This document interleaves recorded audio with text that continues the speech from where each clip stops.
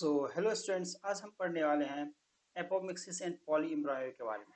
ठीक है, एनसीईआरटी का लाइन बाय लाइन हम पढ़ना स्टार्ट करते हैं यहाँ से। एपोमिक्सिस एंड पॉली एम्ब्रायो का मतलब, पॉली का मतलब ये होता है मेनी, यानी कि बहुत सारे एम्ब्रायो होते हैं। ठीक है, तो यहाँ से हम एनसीईआरटी का लाइन पढ़ते हैं। All through seeds in general are the products of fertilizers a few flowering plants such as some species of Asteraceae and grasses. तो एस्ट्रेसी ग्रासेस हमारे केस में आते हैं, फैमिली में आते हैं, ग्रास फैमिली हो जाते हैं mainly. Have evolved a special mechanism to produce the without fertilizer. तो इसमें एक तरह का स्पेशल मैकेनिज्म होता है जिसमें ना बिना फर्टिलाइजेशन के ही क्या होता है, इसमें सीड्स मिल जाता है। ठीक है, विदाउट फर्टिलाइजेशन लिखा है, तो विदाउट फर्टिलाइजेशन किसमें होता है, एस्ट्रेसी और ग्रासेस फैमिली से एपोमिक्सिस होता है उसमें मिलिए। ठीक है, तो ये क्वेश्चन हमारे यहाँ से पूछ सकता है, तो इसमें हमें ध्यान देना है यहाँ से। ठीक है, यहाँ पे हमें एनसीईआरटी से एक क्वेश्चन पूछ सकता है इनमें, तो हमें यहाँ पे ध्यान देना है। ठीक है, तो इसमें हम नेक्स्ट पढ़ते हैं, what is the fruit production without fertilizer. Fruit production कौन कौन से होते हैं बिना प्रोडक्शन के? तो सिट्रस फ्रूट्स हमारे पास होते हैं मेनली। सिट्रस फ्रूट्स हमारे पास हो गया, सिट्रस हो गया, सिट्रस हो गया, सिट्रस। ठीक है, सिट्रस हो गया, ओपेंसिया हो गया, OPUNTIA, ओपेंसिया हो गया, ओपेंसिया। एंड ओनियन हो गया, ओनियन।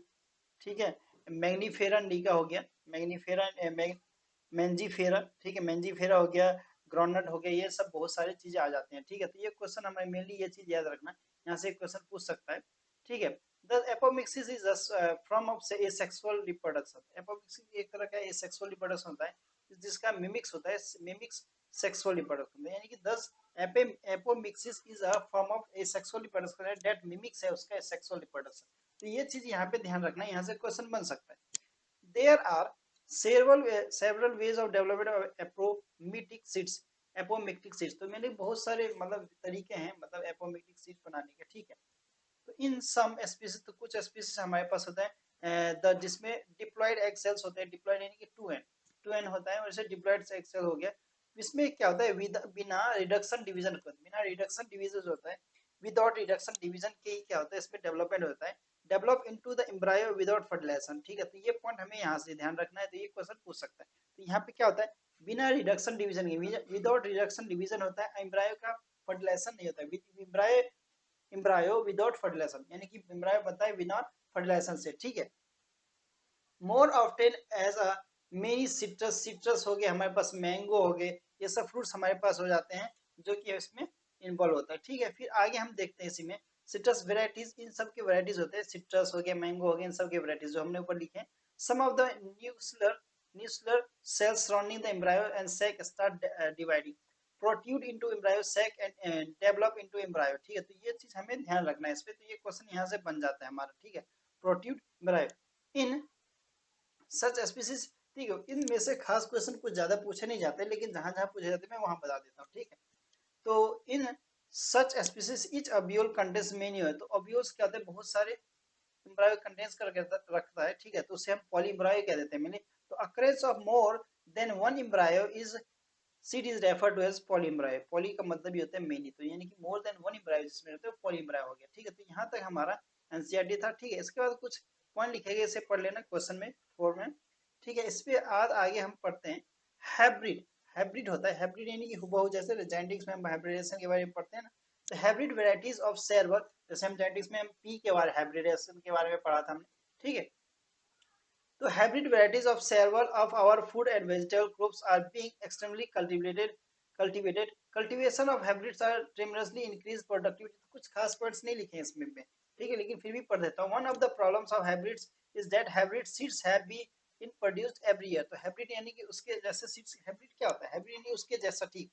तो हर साल ऐसे ही प्रोड्यूस किए जाते हैं हाइब्रिड सीड्स, जैसे होते हैं ना मॉडिफाई किए जाते हैं, मतलब जैसे कहते हैं ना कि मॉडिफाई, जैसे हाइब्रिड वाले गोभी भी मिल जाते हैं हमें। ठीक है, फूल गोभी, जैसे ब्रोकली हो गए। If the seeds are collected from hybrids are sown, the plants progeny will segregate and do not maintain hybrid character. Production of hybrid is seeds is costly. देखो हाइब्रिड क्या होता है, कॉस्टली होता है। जैसे हाइब्रिड वाले कोई भी पौधा होता है, कुछ भी होता है, जैसे देखो मैंगो ट्री है, तो मैंगो ट्री कोई होता है तो इतना बड़ा होता है, साइज होगा तो इतना बड़ा हो गया, हमें फल देगा मैंगो। लेकिन कोई हाइब्रिड वाले जो होते हैं ना, वो छोटे से ही मतलब क्या होता है, मैंगो देना शुरू कर देता है, फ्रूट देना शुरू कर देता है कोई भी। ठीक है, जो जिस चीज का प्लांट रहता है उस हिसाब से। ठीक है, cost of the hybrid seeds too expensive, बहुत ज्यादा महंगा होता है, और फार्मर को महंगा पड़ जाता है ये, क्योंकि ये मतलब क्या होता है इसको ना, जब मतलब हमें ज्यादा खाद वाद पानी वानी देने की जरूरत भी नहीं होती, लेकिन ये हमें प्रोडक्टिविटी यानी कि इसका जो प्रोडक्ट होता है ना वो ज्यादा निकलता है, यानी फ्रूट हमें ज्यादा मिल जाता है इसमें, ठीक है। So if these hybrids made up of into apomictids, there is no segregations of character in the hybrid progeny. Then the farmers can keep using the hybrid seeds are raised to new crops after year and does not have to buy hybrid seeds every year, because the importance of the apomixes in hybrid seed industry. Active research for going to many laboratories around the world understand the genetics apomixes and transfer of apomictic genes into hybrid. देखो इसमें क्या होता है, तो हमारे world में ठीक है, इंडिया में या अदर कंट्री में भी, तो इसमें रिसर्च की जाती है। इसमें जैसे हमारे राइस हो गया, व्हीट हो गया, और फ्रूट्स हो गए, ठीक है, इन सब पे क्या है, वेजिटेबल्स हो गए, इन सब पे क्या होता है, रिसर्च चलता रहता है। इनको हाइब्रिड बनाने की कोशिश की जाती है। हाइब्रिड यानी कि हम अगर कम एरिया है तो कम एरिया में हम ज्यादा प्रोडक्शन कैसे कर सकते हैं। जैसे ग्रीन रिवोल्यूशन आया था ना, ग्रीन रिवोल्यूशन, ठीक है, स्वामीनाथन जी ने लाया था, ठीक है। तो ग्रीन रिवोल्यूशन का लाने का भी मकसद यही था, हमें पास कम मतलब चावल होती थी, कम होती थी, ठीक है। तो ग्रीन रेवोल्यूशन आने के बाद क्या हुआ, हाइब्रिड बनाया, तो हाइब्रिड से हमारा क्या हो गया, प्रोडक्शन ज्यादा बढ़ गया, इंक्रीज कर गया प्रोडक्शन, ठीक है। यही हाइब्रिड है, ठीक है। इसके बाद हमारा ये चैप्टर खत्म हुआ। इसके बाद हम समरी पढ़ लेते हैं। तो समरी हम देखते हैं, समरी में हम देखो मेनली क्या पढ़ते हैं, समरी में हम वो क्वेश्चन ढूंढने की कोशिश करते हैं, वो लाइन जो हमने एनसीईआरटी पढ़ते वक्त जो लाइन में हमने बुक में नहीं पढ़ा, वो हम समरी में मिल जाता है, कभी कल हो जाता है, ठीक है। Flowers are the set of sexual reproduction in angiosperms. Flower किसका है, सेक्सुअल रिप्रोडक्शन है किसका, एंजियोस्पर्म का। In flowers androecium consisting of stamens represent the male reproductive, ये तो कॉमनली बात है, organs. And gynoecium consist of still female, तो मेल और फीमेल क्या, एंडोसियम हो गया मेल और गाइनोसियम हो गया क्या, फीमेल, ठीक है। ये चीज याद रखना है पार्ट में। ए typical anther is bilobe, bilobed होते हैं, दो लोब स्ट्रक्चर होते हैं, डायथिकस होते हैं, एंड टेट्रा स्पोरोजिनेट होता है, ठीक है। तो ये चीज हमें याद रखना है। Pollen grains develop inside the microsporangia, ठीक है। 4 वॉल्स लेयर होते हैं, 4 वॉल लेयर होते हैं, कौन कौन से, epidermis, endothelium, middle layer and टेप्टम होता है। सराउंड द माइक्रोस्पोरेंजिया, अब अच्छे से पढ़ना है तो इसका शुरुआत से फर्स्ट लेक्चर से सुन सकते हो, ठीक है। तो डिस्क्रिप्शन में लिंक दिया रहता है हर एक मतलब हमारे लेक्चर का, ठीक है। Cells of the sporogenous tissue lying in the centre of the microsporangia undergo meiosis यानी microsporogenesis to from the tetra and microspore, तो माइक्रोस्पोर बना लेता है इंडिविजुअल, ठीक है। इंडिविजुअल यानी एक एक करके microspore mature into pollen grains, तो सब एक क्या, हर एक जो होता है ना प्रत्येक, यानी पोलन ग्रेन्स बना लेता है, ठीक है, पोलन ग्रेन्स हो जाता है। तो pollen grains represent the male gametophytic generation, ठीक है। The pollen grains have two layered wall, एक बाहर वाली को एक्साइन कहते हैं, अंदर वाली को इंटाइन कहते हैं। The exine is made up of sporopollenin, ठीक है, हैज जर्म पोर, जो जर्म पोर डेवलप करता है। अब पोलन ग्रेन्स में have two cells, vegetative and generative cells होते हैं, ठीक है, ठीक है। वेजिटेटिव सेल एक, जनरेटिव सेल्स होता है, ठीक है। दोनों 3 सेल्स है वेजिटेटिव सेल्स, एंड 3 सेल्स किसके होते हैं, वेजिटेटिव सेल्स के होते हैं हमारे पास, और 2 सेल्स होते हैं हमारे पास किसके, गैमेट्स के, ठीक है। And at the time of setting, तो ये सेट कर जाते हैं। And the pistol has 3 parts, stigma, style and ovary होते हैं, फिर फीमेल वाले पार्ट की बात हो रही है, ठीक है।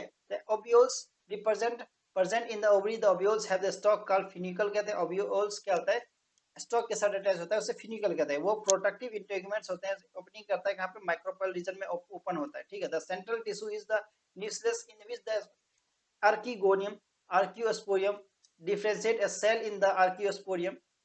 The megaspore mother cell divides meiotically, and one of the megaspore from the embryo sac, the female gametophyte. The nature mature, the mature है, mature 7, देखो 7 सेल होते हैं, 8 न्यूक्लिएट होते हैं टोटल, ठीक है। तो ये चीज हमें ध्यान रखना है। At the micropeller and in is the egg apparatus consisting of the synergist and egg cells at the chalazelle and the 3 antibodal cells होते हैं। At the center in the is a large central cell with 2 polar nuclei. The pollination is the mechanism of transfer of pollen grains from the anther to stigma. Pollinating agents either the abiotic होते हैं और एक biotic होते हैं, दो होते हैं, याद रखना, ठीक है। एक इंसेक्ट्स होते हैं, विंड और वाटर के थ्रू होते हैं, इंसेक्ट्स हो गया यानी एनिमल सब आ जाते हैं इसमें, ठीक है।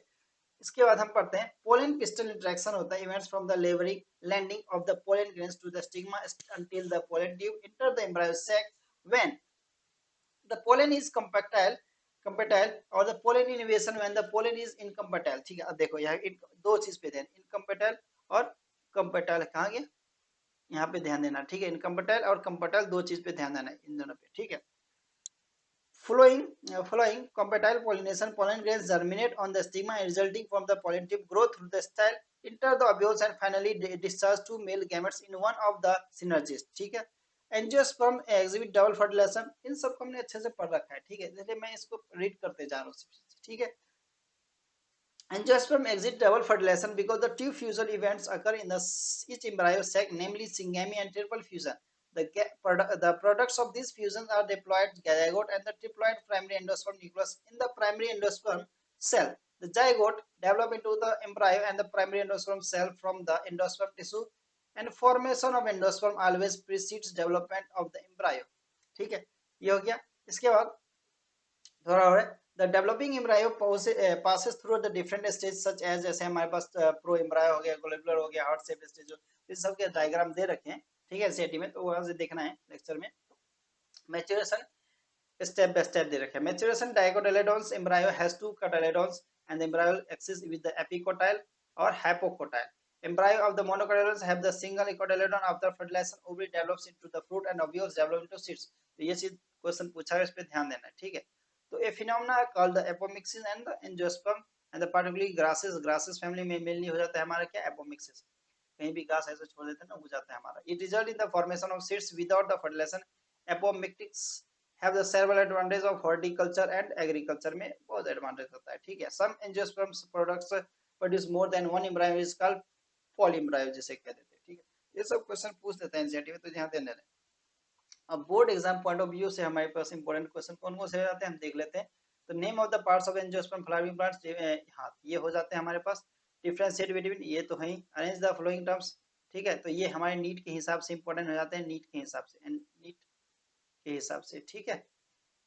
तो विद लेवल्ड, ये कुछ खास नहीं है, ये हमारे पास इंपॉर्टेंट है फिर, ठीक है, ये नहीं है। फिर ये हमारे पास आ जाते हैं इंपॉर्टेंट, ठीक है, मेजॉरिटी ऑफ क्वेश्चन तो इंपॉर्टेंट ही होते हैं, ठीक है। अब नीचे से पहले देख लेते हैं, नीचे से 18 क्वेश्चन। तो एपोमिक्सिस, ये तो जनरली इंपॉर्टेंस है। Explain the role of tapetum, हाँ टेप्टम का काफी ज्यादा मोस्ट इंपॉर्टेंट है ये तो क्वेश्चन, ठीक है। इफ वन, ये नहीं कुछ ज्यादा खास है। व्हाट इज सिग्मा एस्कुलेशन पूछ देता है कभी काल। व्हाट इज एप्पल कॉल फॉल्सिट्स, ये पूछ देता है। डिफरेंशिएट करने वाले तो ज्यादातर इंपॉर्टेंट ही है सारे के सारे, ठीक है, ठीक है।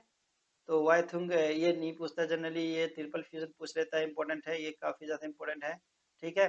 What is the bagging technique, bagging technique कभी कल पूछ लेता है। व्हाट इज द सेल्फ इनोकुलेटरी, ये भी पूछ लेता है, ऐसे जनरली ये नहीं है, ठीक है। व्हाट इज चेस्मोगेमस, ये क्वेश्चन पूछा जाता है, इंपॉर्टेंट होता है हमारे पास, ठीक है, इस पे ध्यान देना। तो ये हमारा एनसीईआरटी का लाइन खत्म होता है, ठीक है। अब तो यहाँ से पूरा अच्छे से लेक्चर देख लेना है, ठीक है। और कल हम नेक्स्ट डे करेंगे हम क्या, एनसीईआरटी एग्जाम्पलर के कुछ क्वेश्चंस हैं वो हम डेवलप मतलब पढ़ेंगे और सॉल्व करेंगे, ठीक है। तब तक के लिए थैंक यू एंड